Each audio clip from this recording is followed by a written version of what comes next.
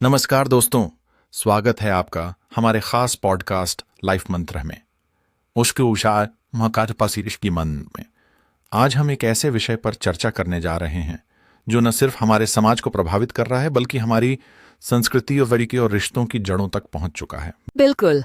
आज हम बात करेंगे कि आखिर क्यों भारत में पति पत्नी के रिश्ते में इतना तनाव और विछोड़ा बढ़ता जा रहा है। ऐसा क्या हो गया है कि 7 जन्मों के बंधन का नाम सुनते ही अब लोग उसे कलंकित होते हुए देख रहे हैं। हाँ, ये सवाल सच में चिंताजनक है।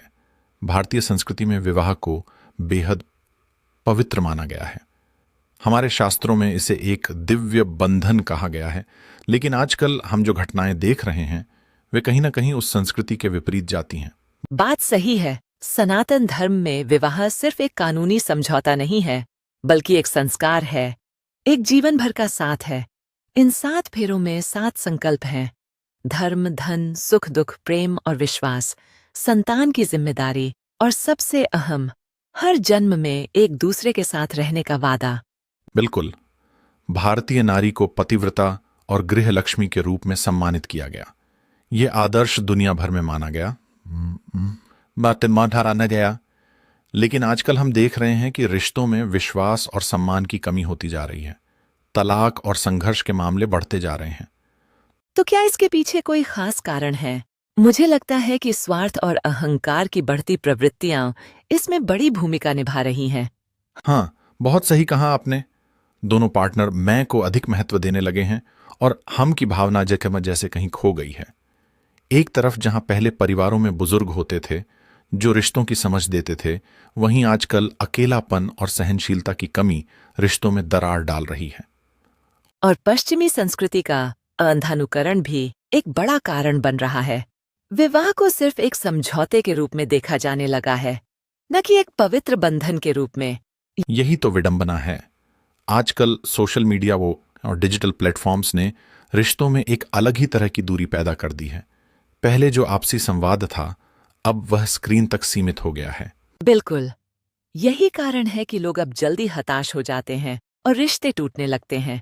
क्या समाधान हो सकता है? आप क्या सोचते हैं? मेरा मानना है कि हमें अपने संस्कारों की ओर लौटने की आवश्यकता है। बच्चों को रिश्तों की मर्यादा और सहनशीलता सिखाना बहुत जरूरी है। इसके अलावा मीडिया को भी विवाह को आदर्श रूप में प्रस्तुत करना चाहिए, न कि असफल रिश्तों को ग्लैमरस बनाने के बजाय। सही कहा आपने। साथ ही हमें मानसिक संतुलन और सहनशीलता बढ़ाने के लिए धर्म, योग और ध्यान को भी अपने जीवन का हिस्सा बनाना चाहिए। और देखिए, आजकल विदेशों में भी भारतीय विवाह पद्धति को समझने की कोशिश हो रही है।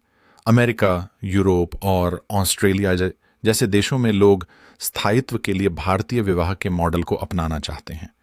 यह सच है। हमसे लोग कुछ सीखने आ रहे हैं, लेकिन हम खुद अपनी जड़ों से कटते जा रहे हैं। क्या समय नहीं आ गया है कि हम फिर से विवाह को संस्कार के रूप में देखें? बिल्कुल। रिश्ते कभी आसान नहीं होते, लेकिन त्याग, समर्पण और प्रेम से इन्हें निभाया जा सकता है।